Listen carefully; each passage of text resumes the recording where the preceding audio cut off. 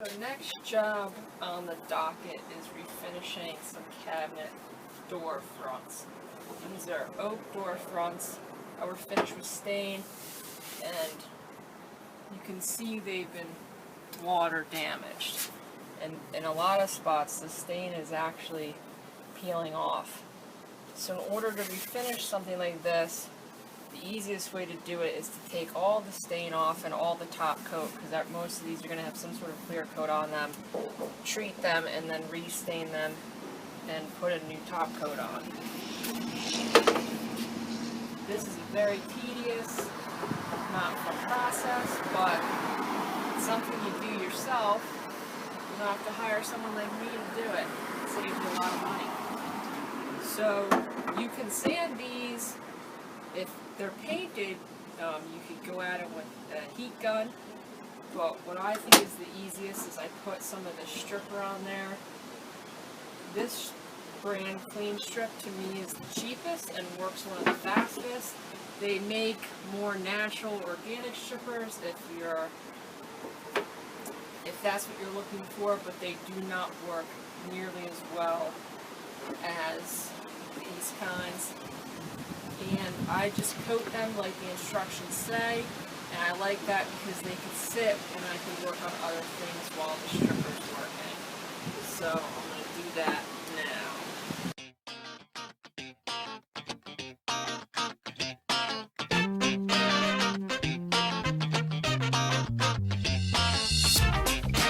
So these are ready to be scraped when they start to bubble like that.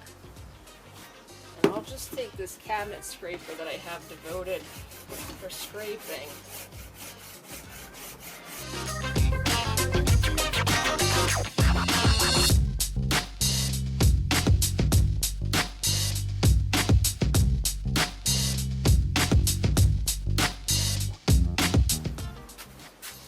Now for the inside detail parts, I take a metal wire brush and scrape the inside, and that'll take the finish off of the detail. Now since this is an oak cabinet, it's a hardwood and it works really well without scratching the wood. I've done this on pine, and you have to be a little more careful because the brush will scratch the wood.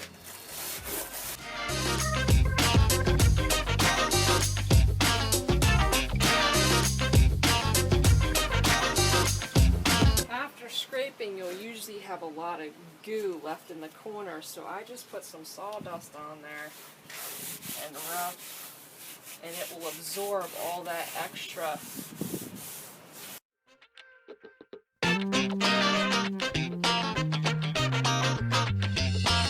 So that worked really well, and you can see the difference between the finish and the finish off. Now this took I let it sit on there for about a half an hour, and then next I'll do the backs in the same way. But if you want, there's a couple little spots on the edges, and there's a couple little spots in here that still have finish. If you want to go at it again with the stripper, you can to get that off, but I'll be sanding these before I put the new stain on, and my sander should take care of these little spots the stripper didn't.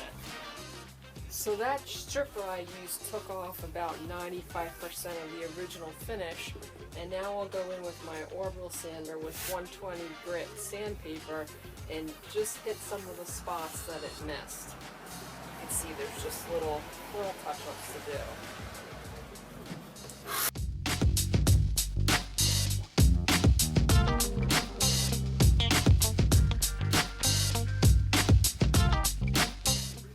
So the orbital sander is a great sander. It works great for flat pieces, but a lot of this cabinetry is going to have some sort of round over design element on it, and it's hard to get that sander in there. So if you're lucky to have one of these dinosaurs laying around, a palm sander, the curved edges are perfect for getting inside the curves of these sorts of cabinetry. So I'm going to use this on the edges and on the inside of the detail work.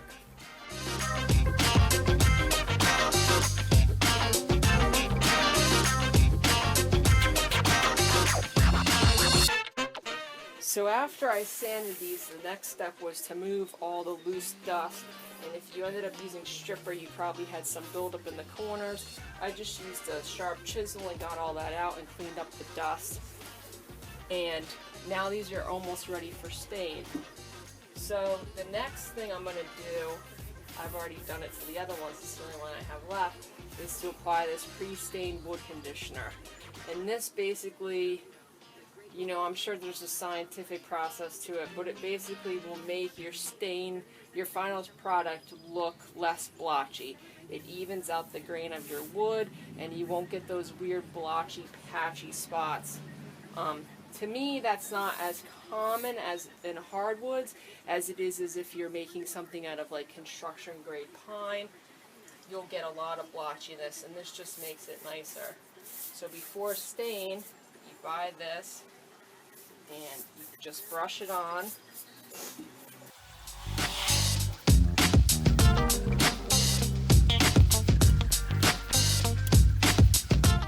And then you wait about 15 or 20 minutes for this to dry and soak into the wood. If there's still some residue left on the wood after 15 or 20 minutes, you can wipe it off with a rag and then apply your stain. The reason I'm only doing the backs now is because after you brush this on, within 2 hours you have to apply the stain, and I'm only doing the backs so I don't have to worry about flipping them for now. Now my technique for this is to take one of those super cheap brushes and just slop this stain on.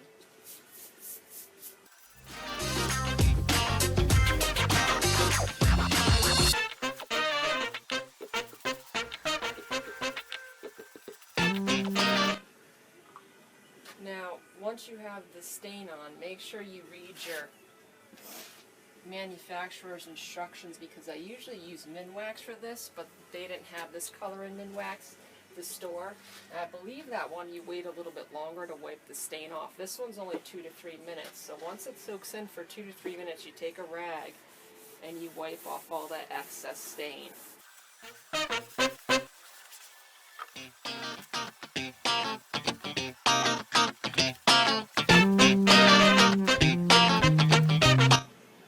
So make sure you wipe everything down really well, because the stain, that if you leave any puddles of stain in the corners, it will not dry.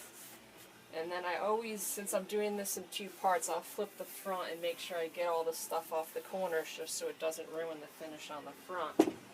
Now if you use Minwax,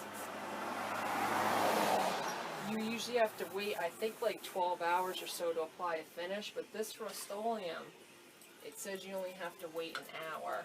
And if this was new wood, you'd probably be putting on 2 coats of stain, but since this is refinished wood and you don't get it down, you know, there's still some stain in the grain, this took pretty well, and I think it's only going to use 1 coat.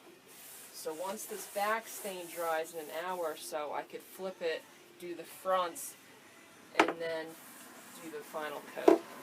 So a little bit up close, you could see how nice that finish turned out with just 1 coat. And while you're waiting for this to dry, if you're like me and you did not wear gloves for applying your stain, you should go clean your hands. So I polyurethane the backs of all of these and they're done, and now it's time for the front.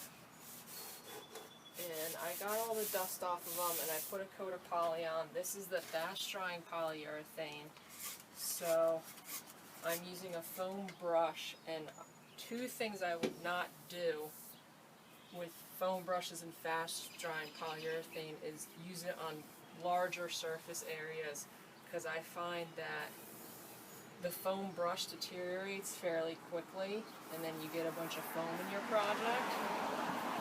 And the fast drying polyurethane, in my experience, is more susceptible to drips because it goes on a little thicker.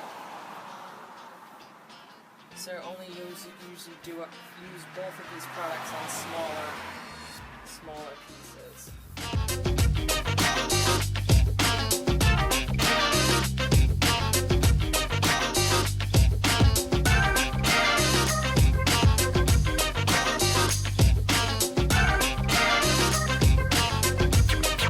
Now this is the fast drying polyurethane, so this will be ready for sanding and recoat in about 3 or 4 hours, depending on the temperature and the humidity. But like I said earlier, since it is fast drying poly, I find that it's more susceptible to drips. So once I'm done coating everything, I'll go back, especially these edges where it wants to roll over and run down the sides, and just make sure that nothing drips down there and on the front as well.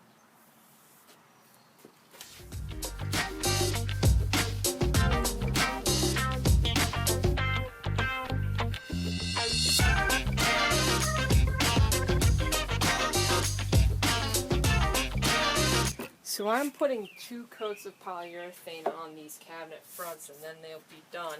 And in between coats, I take a very fine grit sandpaper. This is 320, and I'm just going to lightly sand the top of the cabinets. The purpose of this is to just lightly scratch the surface, not remove any of the finish you put on. So you're going to very lightly sand it.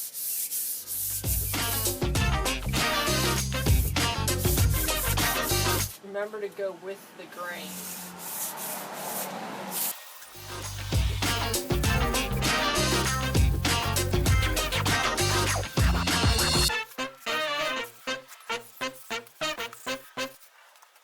So now that I've lightly sanded all my surfaces, I'm going to take a rag that's dampened with paint thinner and run it over the surface to remove all that fine dust.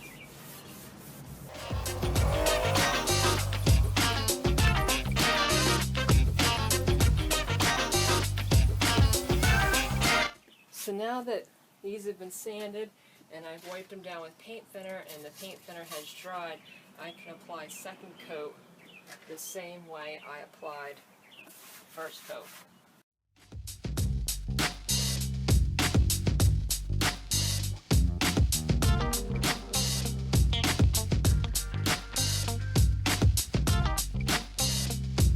So I let these dry all afternoon. A few hours later, and now they're done. So that's a refinished cabinet.